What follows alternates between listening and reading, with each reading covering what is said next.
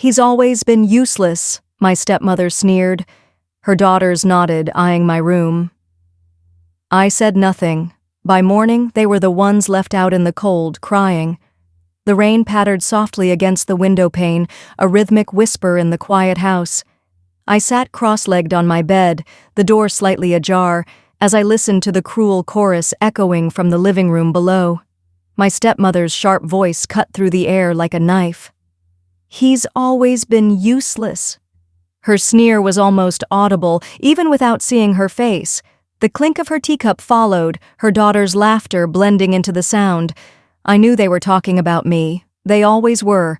I had learned long ago that silence was my strongest weapon. Words, when hurled back at them, only gave them more ammunition. My stepmother, Lorna, had arrived in my life 3 years ago, dragging her twin daughters, Amber and Ivy, behind her like a pair of spoiled shadows. From the moment they entered my home, they acted like they owned it, rearranging rooms, claiming spaces, and shoving me further into the background. I was used to being invisible in my own home, a house my mother's hands had shaped. Her touch was in every corner, the soft yellow wallpaper in the hall, the floral curtains in the living room, the slightly creaky third step that she never wanted fixed because it gave the house personality. But since Lorna and her daughters moved in, the house had been stripped, layer by layer. My mother's soft, thoughtful choices were replaced with glossy, soulless decor, a house meant to impress, not comfort. That night was no different. I could feel their greedy eyes crawling over my bedroom door. Amber had always coveted my space, the only room with a view of the garden, the one my mother had decorated before she passed. It wasn't much, just a single bed, a desk, and shelves filled with old books and memories. But to me, it was sacred. Why does he even need a room like that? Ivy's voice was honeyed poison, dripping with entitlement. "We could turn it into a dressing room." "He won't say anything." Lorna laughed. "He never does. Just a useless boy with no backbone." The words should have hurt. Once they would have, but I'd heard them so many times that they had become nothing more than background noise. Still, there was something about the way they spoke that night, the certainty, the assumption that I was already defeated, that sparked something unfamiliar inside me. It wasn't anger. I had been too numb for too long to feel something as hot as anger. It was something colder, sharper, the kind of resolve that comes when you realize you have nothing left to lose. As the rain fell harder, the power flickered. Outside, the sky rumbled, low and deep, a warning growl from something far older than the storm itself. The air inside the house turned icy, unnatural for early autumn, the kind of cold that seeped into your bones, that whispered against your skin like unseen fingers. I closed my eyes, pulling the blankets higher, my hands curled into fists beneath the covers. They wouldn't take my room. Not this time. There was something the three of them had never understood. They thought silence meant weakness, that my quietness was submission. They didn't know that silence can also be a weapon, a gathering force like the pressure before a storm breaks. And in a house like this, silence didn't just belong to me. The house itself had memories, buried in its walls and floorboards. It remembered the hands that had built it, the soft voice that once sang lullabies in its halls. It remembered love, and it remembered loss. By morning, the silence was different. No laughter, no sneering remarks, no footsteps in the hall. Just an eerie stillness, thick and heavy, like the air before a downpour. I stepped out into the hallway, the floor icy under my bare feet. The house felt wrong. Not angry, exactly, but expectant, like it was waiting to see what I would do next. The front door stood wide open, swaying slightly in the breeze. The morning air had a bite to it, far colder than it should have been. Outside, the grass was covered in frost, sparkling in the weak dawn light. Amber and Ivy were there, huddled on the lawn, shivering in their pajamas, their faces pale and blotchy from the cold. Their makeup, always perfect, was smeared, their hair tangled. They looked small, fragile in a way I'd never seen before. Lorna stood behind them, arms wrapped tightly around herself, her usually composed face stretched thin with confusion and fear. Their belongings were scattered across the grass, suitcases half open, clothes sodden with dew. It looked as if they had been expelled from the house, not by force, but by something more final, a house that had simply stopped recognizing them. "What happened?" I asked, my voice soft, but cutting through the stillness like a blade. Lorna turned to me, eyes wide and wild, her breath visible in the cold air. "The house." Her voice trembled. "The house threw us out." I said nothing, just stood there, barefoot on the porch as they stared at me. For the first time, their usual arrogance was gone. All that remained was fear. But inside, I knew. Sometimes silence isn't just power. Sometimes silence calls the storm. And sometimes, silence is the house speaking for you. The sun was reluctant to rise that day, its pale light barely cutting through the heavy mist that wrapped itself around the house like a warning. The cold clung to the air long after the morning should have warmed, and a strange silence lingered, even as the neighborhood stirred to life. My stepmother and stepsisters hadn't re-entered the house.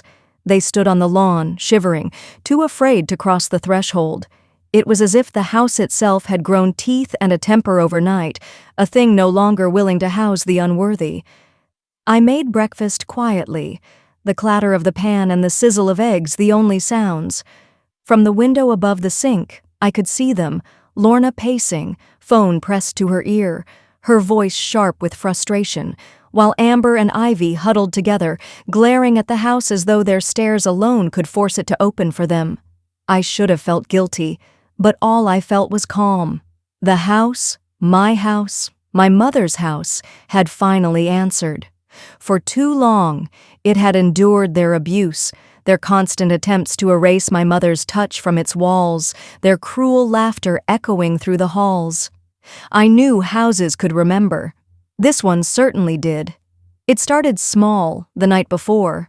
The flickering lights, the creeping cold, the way the doors refused to close properly unless I touched them first. I thought it was my imagination at first, some childish hope that the house would protect me. But then came the whispering. Soft, distant, the sound of my mother's lullaby drifting through the halls. By midnight, the house itself seemed to exhale, pushing out everything that didn't belong.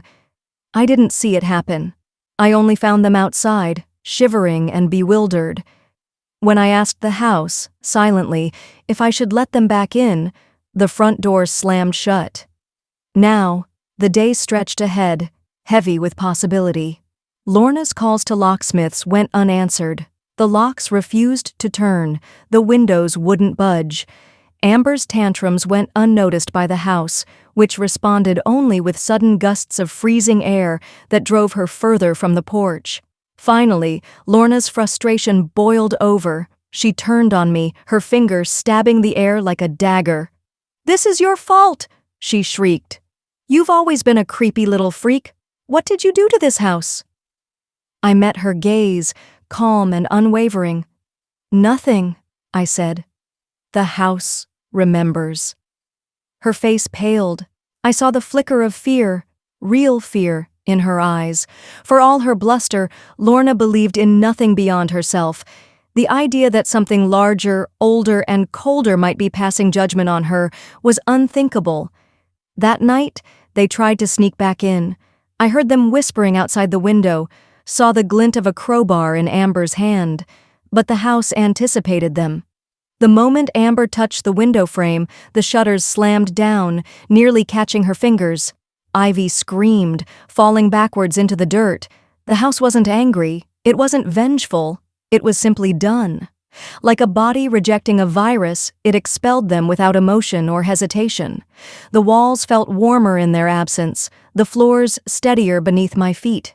I realized the house had been holding its breath for years, waiting, not for me to act, but for me to believe. The temperature dropped again. Frost crept across the grass, even though it was only autumn. They huddled in the car, engine running for heat, but the car wouldn't start after midnight. Every attempt to stay near the house was repelled. The air inside the car thickened, their breath turning to mist even as they sat shivering under blankets. Ivy sobbed once, a high, broken sound, and then silence returned. I slept soundly, the house a cocoon of warmth around me. My dreams were soft, not the nightmares I'd grown used to, but memories I thought I'd lost. My mother humming in the kitchen, her hands kneading dough, her laugh drifting through the hallway as she painted delicate flowers on my bedroom door. The house was showing me what it remembered too. In the morning, they were gone. No goodbye, no notes, just the faint, muddy tracks of their departure, suitcases dragged unevenly down the driveway. The house sighed with relief, the radiators humming gently as the cold lifted. The sun rose a little higher, cutting through the mist, and the house stood a little straighter, a living thing, stretching after too long in the dark. I wandered through the now empty halls, fingers trailing along the walls my mother had once painted. The house was quiet but not silent. It hummed with life, a low, comforting presence. My room was still mine, my books untouched, my mother's memory safe. The silence was no longer heavy. It was peaceful. The house would not forget, and neither would I. We had survived, not by fighting, but by enduring. The walls bore the marks of our suffering, but they also bore the memories of love, the handprints left behind when I was small, the crack in the kitchen tile from when my mother dropped a pot and laughed so hard she cried. Those memories, the house whispered, were safe now. Outside, the sun finally broke through the mist, and the house stood, no longer a battleground, but a sanctuary. And I, the useless boy they had mocked, stood at its heart, not alone, but home. Thanks for watching. Subscribe for more watching videos.